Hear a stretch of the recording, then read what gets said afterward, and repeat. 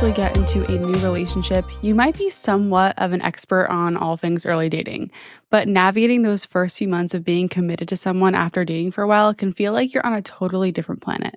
In this episode, we're getting into what to focus on in the honeymoon phase. Welcome back to Dating Intentionally. I'm Talia, I'm a dating coach, and I'm sharing no-nonsense advice for navigating modern dating with confidence and ease, whether you've been on dozens of dates or you're just getting started. I believe dating can be fun, and it gets even more fun when the dating process gets us into a relationship. So we're going to get right to it. This episode is all about getting past early dating, defining the relationship, and starting, a whole new chapter. And, this whole show focuses mostly on navigating early dating, those first few dates when everything's up in the air and you're just trying to figure each other out, figure out if there's a connection, see if there's a good match, all that stuff. And ideally, if you're out there dating and following some of this advice, or really anyone's advice, maybe you found someone you actually like, who likes you back, and you decide, hey, let's make this real and be in a relationship. By the way, if you are curious about how to define the relationship and have that conversation, I have a whole episode dedicated to that. It's episode number 29 called How to Define the Relationship, also known as DTR. And I get DMs all the time from people who are like, okay, I followed your advice. I'm in a relationship. What do I do now? What should I be focusing on? And that's what we're going to talk about today. So I'm calling this stage the new relationship stage, or the honeymoon phase, which is, whatever. You're not married, but that's what we're calling it, the honeymoon phase. I want to say there is a lot of ground to cover with this topic, and there's no way I can get to all of it in one episode. So today we're just deep diving into the 4 areas that you should be focusing on in this stage, because even though you've learned about them enough to know you want to be in a committed relationship, that doesn't mean you're done figuring out if they're the person you want to end up with, if you're looking for a long-term relationship or marriage or starting a family, whatever it is you're looking for. At the end of this episode, I'm going to answer a few questions you had about this topic and get into one of your dating dilemmas. So what's really cool about this stage of a relationship, right, the first few months after you've defined it, is that there's a lot of room to grow because you're not in limbo anymore. Like, maybe you'll have some moments of instability or you feel like things are a little shaky, but you're less concerned about, do they like me? Do I like them? And you have this space and this calm to feel each other out even more. I kind of see it as like this big empty house that you got together and you're filling it with your relationship. So there's a lot of promise. It's fun. And this is the feeling to be looking for in a new relationship. Yes, you will feel anxiety at times. I get it. I mean, I personally didn't feel any anxiety in the early stages of dating with my fiance, and it all hit all at once we were official. And I talked about that in my episode on managing triggers. But I guess I was less worried about he was into me and more worried about how we would deal with conflict when it eventually happened, because that's where things fell apart for me in the past. Like, no matter what stage of relationship of dating you're in, your past is going to show up and it's going to make you question things. And that's why I talk so much about the importance of staying grounded in reality and focus on what's really happening, not what you're worried what might happen down the line. When you get into a relationship with someone, there is a clear shift, because in the early dating stages, you're asking the question, do I want to invest more time and energy into a relationship with this person? And in a new relationship, you're asking the question, are we as compatible as we initially thought? So with that said, let's get into the 4 areas to focus on in the new relationship stage after you've made it official. I also want to say that everything in this episode, you're not meant to do it all at once. These are things that will happen over time. You have the time. You're still taking it slow, and there is no reason to rush. So these 4 areas are: 1, having more experiences together; 2, integrating each other into your lives; 3, continuing to learn about each other; and 4, embracing vulnerability and conflict. Of course, there's more to it, and based on your questions, I definitely need to do more episodes on this topic, but here is where we're starting. Let's get into the first one, having experiences together. In a new relationship, you've got to keep doing what you're doing, just do it more. In early dating, you're going to discover things you like to do together. Maybe you're introducing each other to different activities, hobbies, restaurants, shows, whatever. And maybe you're trying things that are new to both of you. Keep that going. Don't lose that. It's so important to prioritize experiences and novelty in the first 6 months of a relationship and to double down on the honeymoon phase. Novelty is what keeps the spark alive. And it's arguably easier to keep that sense of novelty in the honeymoon phase because there are so many firsts ahead of you, like hard launching on social media, that first weekend getaway, the first big trip, first time meeting family or extended family, first time going to a wedding together, first time having to poop in each other's homes. It's all new and it's fun. The first few months, honestly, I would say like 6 months of a new relationship will probably feel magical because you're experiencing all these new things with a person you have strong feelings for who also has strong feelings for you.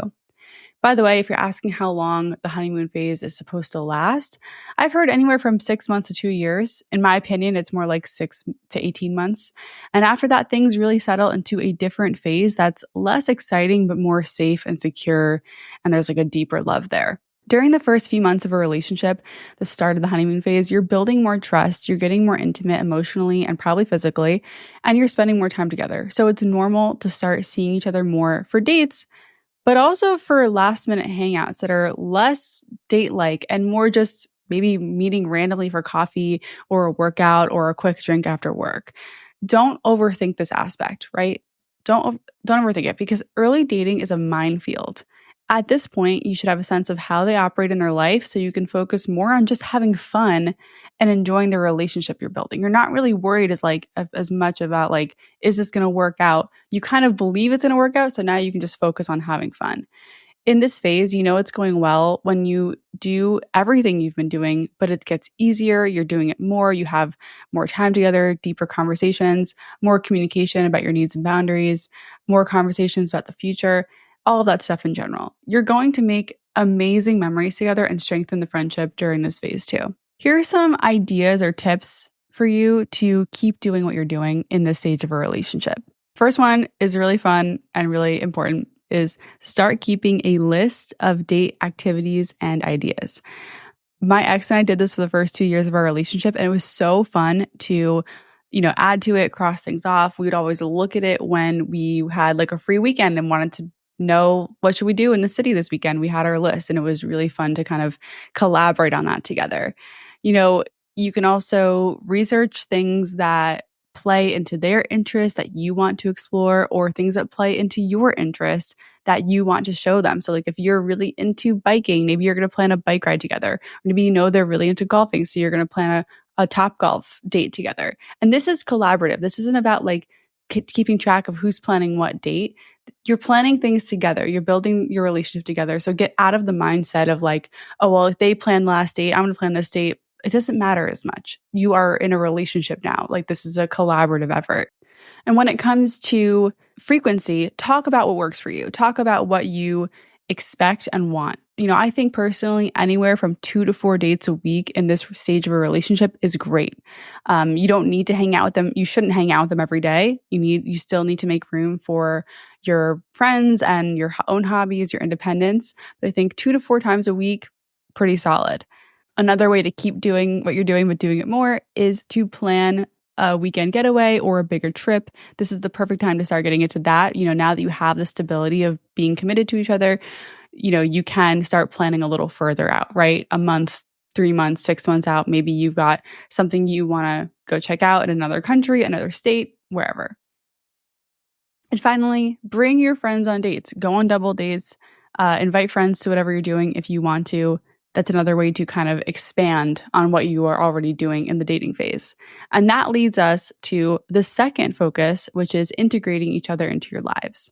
So now that you're in a relationship, you'll probably feel a little more confident bringing this person around your friends and family. By the way, this can happen before you're committed. There is no right or wrong around this. It's really up to you and your family, your culture, all that stuff.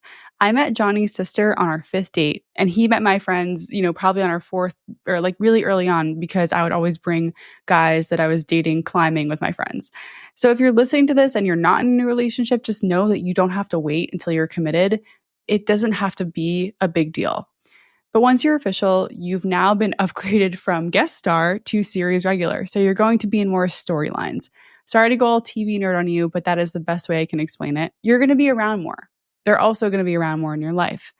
So here are some ways you can slowly integrate each other into your lives, which, by the way, is a clear sign of affection and interest. Once again, you don't have to do this all at once. So the first one's pretty obvious, it's holidays. So once you're official, it's more likely you're going to spend holidays together or at least have that conversation, right? Like, what are you going to do for the holidays that matter in your family or to you personally? Are you going to be together? Are you not? Have that conversation. Invites to weddings, family events, birthdays, gatherings, you are now each other's plus one.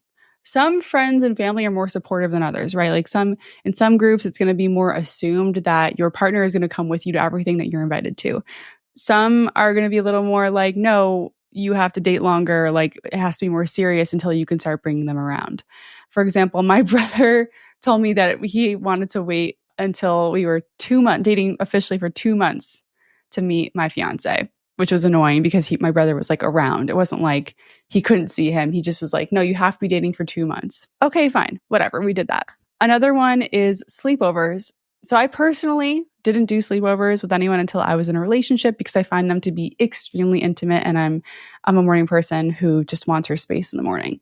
I know people do sleepovers before they're committed, but you can start to talk about how much time you want to spend at each other's places overnight. Maybe you only do sleepovers on weekends, not on weeknights. Maybe you figure it out, right? This is a collaborative effort. You want to compromise. You want to discuss it, see what works for you. You can test things out. You can change your schedule, whatever it is, but know that this is part of that integration. Another example of this integration is that you start carving out space for each other at each of your places. So again, none of this is like mandatory, right? None of this is like a checklist. These are just ideas to show, each other that you are carving out more space for each other in your lives. And that you could do that physically by giving them a drawer or a spot in your closet or something. In my relationship, about 2 months in, Johnny walked into his bedroom where I was like sitting on his bed, and he presented me with a bathroom drawer. He literally pulled it out of the cabinet and it was empty, and he was like, here you go. And I bought a bunch of skincare to keep at his place. I wouldn't have to keep like lugging my skincare back and forth. And that was really nice. It was like, okay, he's making a space for me in his home. Just another example. Again, you don't have to do that. Another thing that came up when I asked you guys about questions you have for this episode is keys. When do you give each other access to your places? And this is so up to you. There are really no rules about this. It really depends on your comfort, the kind of place you live in, if you have roommates, all that stuff. I think after a few months in is fine, but again, it really just depends. There's a lot of factors here. And you don't have to give someone full access to where you live. Like, for example, in my last relationship, my ex gave me the code to his apartment building like a month in so that I could just wait in the lobby to meet him instead of waiting outside on the street. Again, I didn't have keys to his place, but at least I could have a safe place to wait for him, if we were meeting up.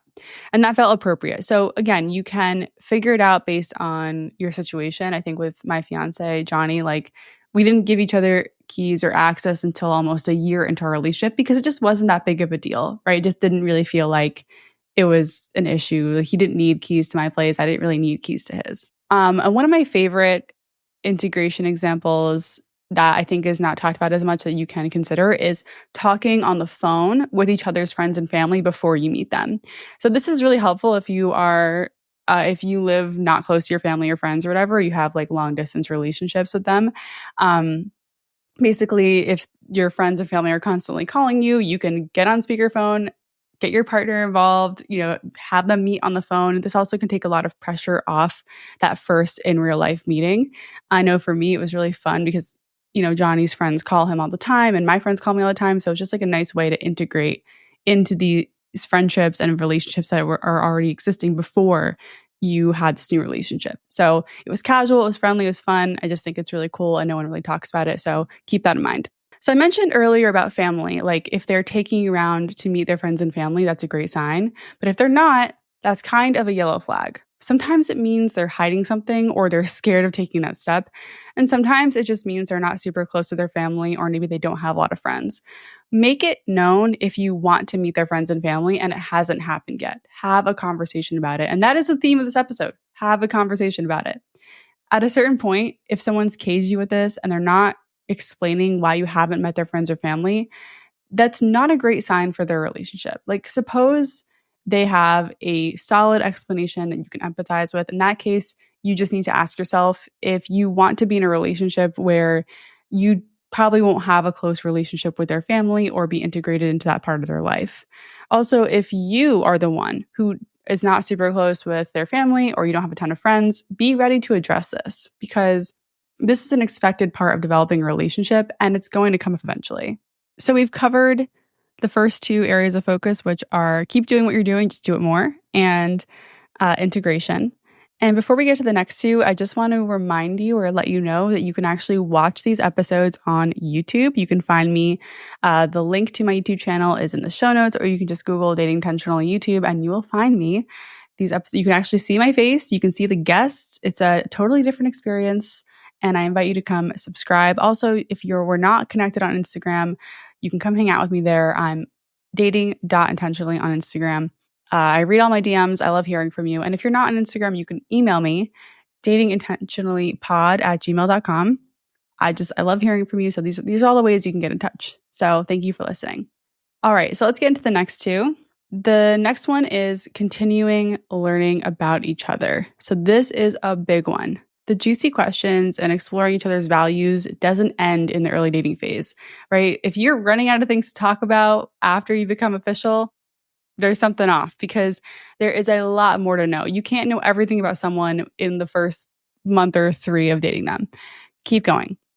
When you get into a relationship, this is when you can go a lot deeper because you're both on the same page about your commitment, hopefully. And there's more trust, right? It feels a little safer. And these conversations can be so revealing. So let's get into what you can be trying to learn about your significant other. And again, this is not a comprehensive list. This is just a couple of things I think are important. And you're not meant to get into all of this at once. This can happen over time. So the first thing you want to learn, really important, is how they act when they're going through it and when really good things happen to them. And maybe you'll see bits of this in the early dating stage too, but as you get to know them more and spend more time with them, you're going to see how they react when they're stressed or really excited or angry or upset or confused or whatever. Like all these different, the whole spectrum of emotions, like how do they deal with them? Are they explosive? Are they super passionate? Do they withdraw? Do they shut down? Are they leaning on you for support or do they kind of like go in their cave and hide? There's no right or wrong here, but it's really important to see how they are managing these experiences and emotions in their life. So another thing that you want to learn is more about their views on family and other relationships in their life. Like what roles do their family and friends play in their life? Maybe no roles at all, right? Like some people just don't have a relationship with their family. That's fine. Some people don't have a ton of friends. Some people have a lot of acquaintances, but no close friends, right? What is the dynamic here? Because this does affect your relationship at the end of the day in some ways. Like this doesn't exist in a vacuum. You're a part of their entire life and they're a part of your entire life. So continue to learn how friends and family fit into their life. How do they show up for you? So when you're going through it, when you are experiencing anxiety, stress, anger, sadness, fear, all these things, how do they show up for you? Also, when you get good news, right? When you get that promotion or you finally finish that project or hit a new goal with your exercise, whatever it is you're celebrating, how are they celebrating you? What is their reaction? It's so important to learn this stuff because they could be red flags. Hopefully they're not. That you don't necessarily catch in early dating because you're not as integrated into each other's lives at that point. So it's just really important to keep learning about your partner and how they are dealing with all this stuff. Another one is how do they show you affection and how do they receive your affection? I think things start to really settle in after you're official. Like this is where you're going to see more of their true colors because in the early dating phase, I think it just tends to be different, right? Like if, for example, in my relationship, my fiance and I were texting more and he was just a lot more verbally affectionate over text than he actually is in our relationship, which is fine. But like that was a shift that I noticed. And I think that is pretty normal in the progression of like from that dating to being in a relationship phase. We did have those like that crazy chemistry, those sparks at a certain point. I think that was fueling some of that over the top or verbal affection from him on his side. But then it calms down, right? It kind of goes away and that's okay. So how are they showing you affection at this point? And how are they receiving affection from you? This is really important to learn and it's important to see how it feels, right? If Are they giving you the kind of affection that you respond well to? Do you have to try to actually notice the affection they're giving you? What is that like?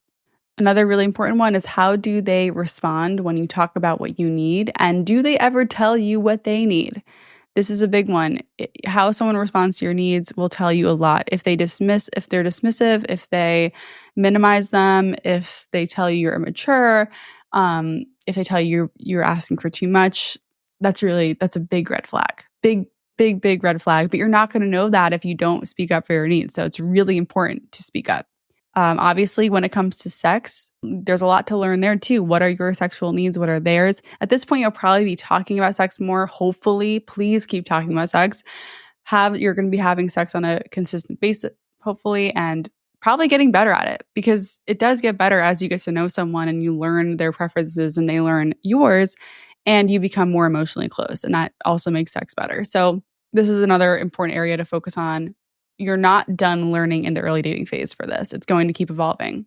And finally, what do they expect in a relationship? So this is a really good conversation to have. It can be very revealing and enlightening, because what they think a relationship is, like a romantic relationship is, and what you think a romantic relationship is might not align as well as you think, right? Not everyone agrees on this. Not everyone has the same ideas about the different roles and expectations of each person in a relationship. So talk about it. What does the ideal romantic relationship look like between you two? What do they expect to receive from you? What do they expect to give you? All that stuff. Lay it all out. See where you overlap. See where you don't. I could go on, but these are the important ones. And I feel like in early dating, we tend to say what kind of partner we are. But then at this point, after you get into a relationship, that's when you need to put your money where your mouth is and show up. You know, if they said to you, for example, early on that they're open to growth and they prioritize growth, but then at any opportunity for growth, they kind of shut it down. Well, that's worth calling out, because they said they're open to it. You know what I mean? And people can say anything. So in this stage of a relationship, you're looking out to see if their actions align with their words. And here's another really important thing to remember about being in a new relationship. You are not stuck with this person. If you learn something that is not going to work for you, you can leave. But at this point, since you're now in a committed relationship, it deserves a conversation before you decide to call it quits. Note that this advice does not apply to abusive situations. If you think your partner is abusive in any way, you can get help and you leave. No conversation needed. But it's very important to remember that you're still getting to know them. You're still vetting each other for the long term. You date someone until you realize you either want to date them forever or you don't. And that includes after you've become an official couple. Like, you're not married. This isn't in a new relationship. You're still vetting each other. So just keep that in mind. And I think what happens is, after we date someone for 4, 5, 6 months, and then we learn something about them that makes us question the relationship, or something happens that shows they might not be a great fit for you, we end up forcing it for longer than we should, because we've caught feelings and we've already invested all this time into it. And I get into that a little more in episode number 3 of this podcast, which is called How to Know If It's Time to Break Up. So even months or years into a relationship, just know that the longevity, right, how long you've been with them and your feelings for them, are not enough of a reason to stay if your needs aren't being met. You know, that is why it's so important to put your needs first. Feelings and longevity are not enough to justify a relationship where you are feeling lonely and you're not getting the respect and treatment you deserve. Respect, trust, open communication, all that stuff needs to be there. And this is the advice I wish I received when I was in my last relationship, and that's why we're sharing it with you.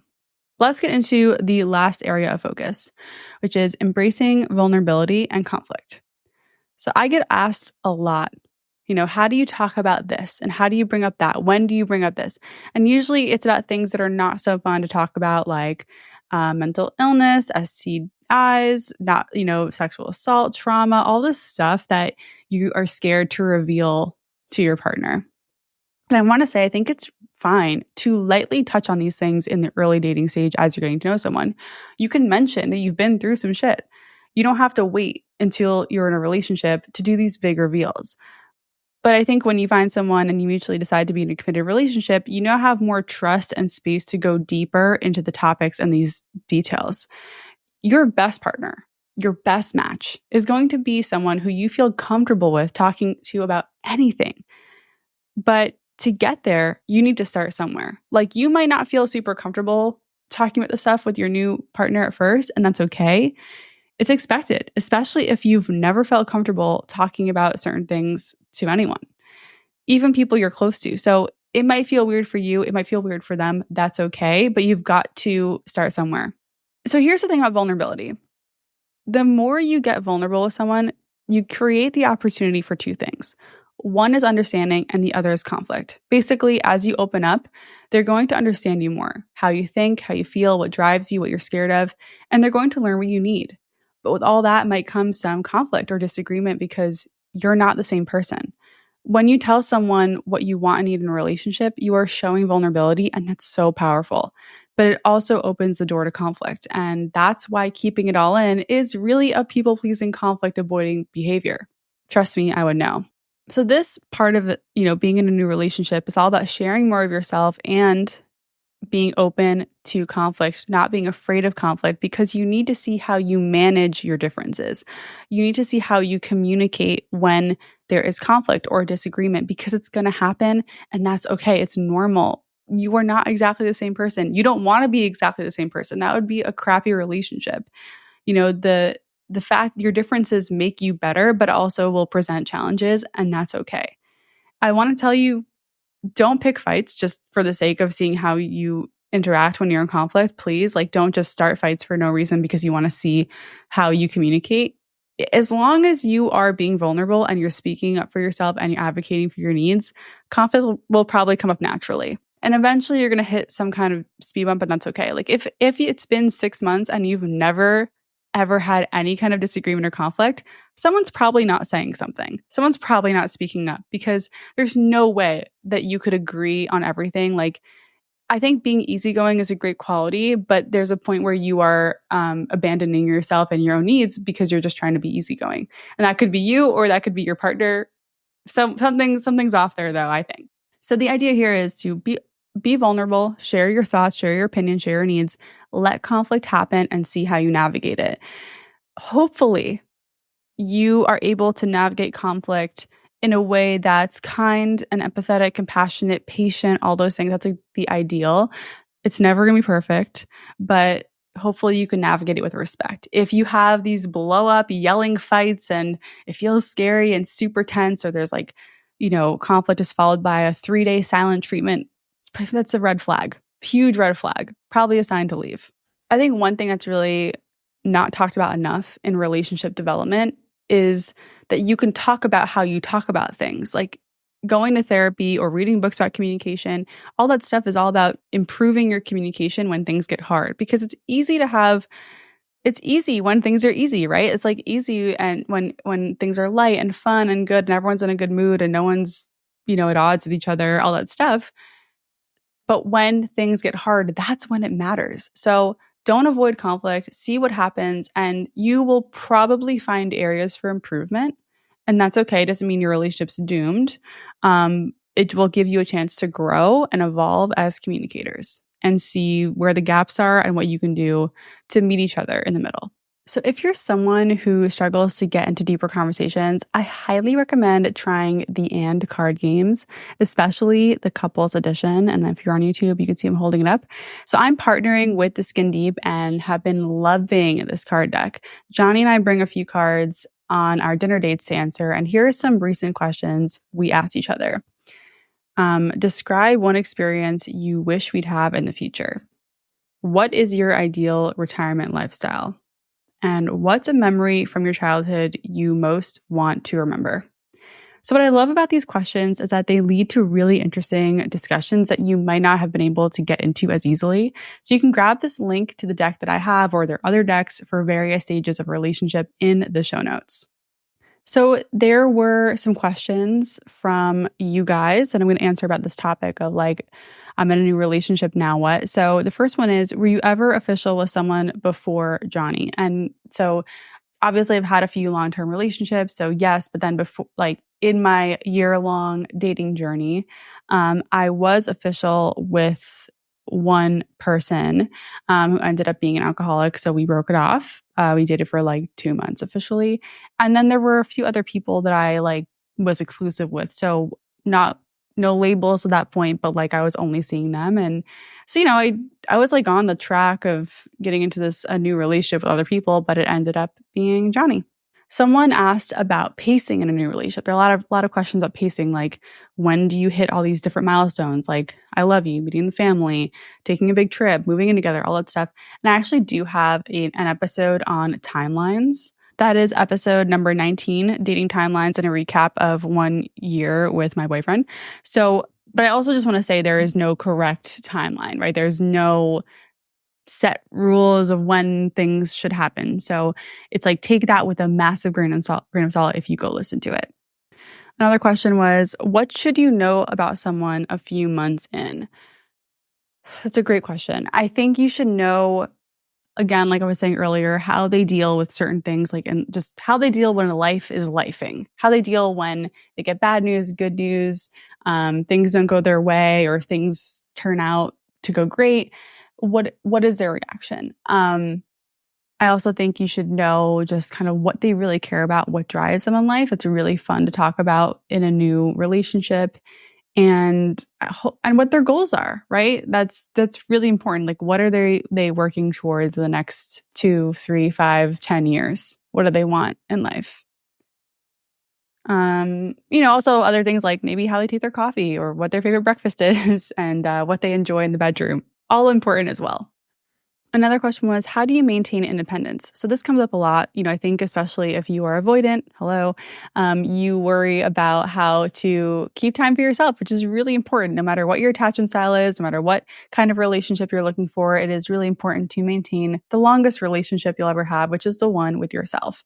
So I think this is where boundaries come into play. This is where discussing how often you want to see each other and what's realistic for you is really important. For example, and I've said this before, as Johnny and I were getting into our relationship, and we were having sleepovers on weekends, I would kick him out on Sunday morning. And it wasn't fun. I didn't like saying goodbye. I would have definitely preferred to spend a whole day with him, but I knew Sunday was my day I would usually work on Sundays. I'd also just get ready for the week. I needed to reset. I wanted to work out. Like I just wanted time to myself, and he respected that. So there was that. And, we also made sure to carve out time during the week for ourselves and our friends. And he had his social things and I had mine.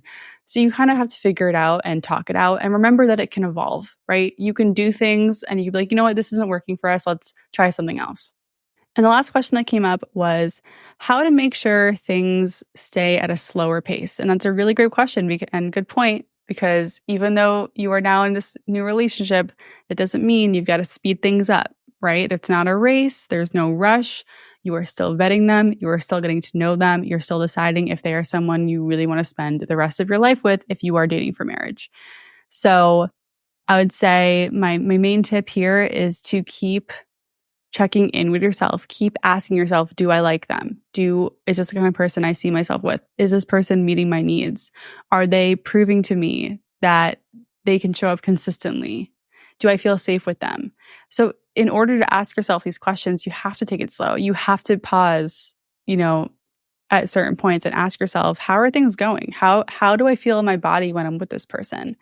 You don't need to rush anything. So when you feel yourself rushing, you can ask yourself, well, why am I rushing?